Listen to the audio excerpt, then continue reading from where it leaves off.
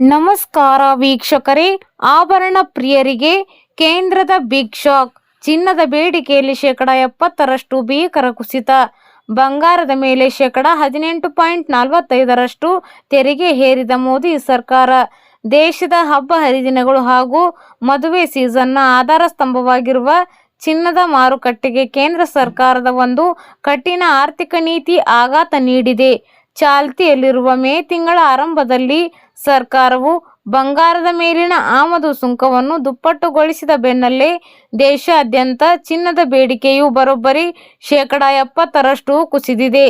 ಇದರ ಬೆನ್ನಲ್ಲೇ ಮಧ್ಯಪ್ರಾಚ್ಯದಲ್ಲಿ ಜಾರಿಯಲ್ಲಿರುವ ಭೀಕರ ಇರಾನ್ ಸಂಘರ್ಷದ ಕಾರಣದಿಂದಾಗಿ ದೇಶದಲ್ಲಿ ಪೆಟ್ರೋಲ್, ಡೀಸೆಲ್ ಮತ್ತು ಆಹಾರ ಪದಾರ್ಥಗಳ ಬೆಲೆ ಗಗನಕ್ಕೇರಿದ್ದು, ಇದು ಮಧ್ಯಮ ವರ್ಗದ ಗ್ರಾಹಕರ ಖರೀದಿ ಸಾಮರ್ಥ್ಯ ಕಮರಲು ಕಾರಣವಾಗಿದೆ. ಚಿನ್ನದ ಉದ್ಯಮದ ಇತ್ತೀಚಿನ ಅಧಿಕೃತ ಅಂಕಿಅಂಶಗಳ ಪ್ರಕಾರ ಮೇ 27ಕ್ಕೆ ಕೊನೆಗೊಂಡ ಕೇವಲ 2 ವಾರಗಳ ಅವಧಿಯಲ್ಲಿ ಭಾರತದ ಒಟ್ಟು ಚಿನ್ನದ ಬೇಡಿಕೆ ಕೇವಲ 7.5 ಟನ್ಗಳಿಗೆ ಕುಸಿದಿದೆ. ಕಳೆದ ವರ್ಷ ಇದೇ ಅವಧಿಯಲ್ಲಿ ದೇಶದಲ್ಲಿ ಬರೋಬ್ಬರಿ 25 ಟನ್ ಚಿನ್ನದ ಭರ್ಜರಿ ಮಾರಾಟವಾಗಿತ್ತು.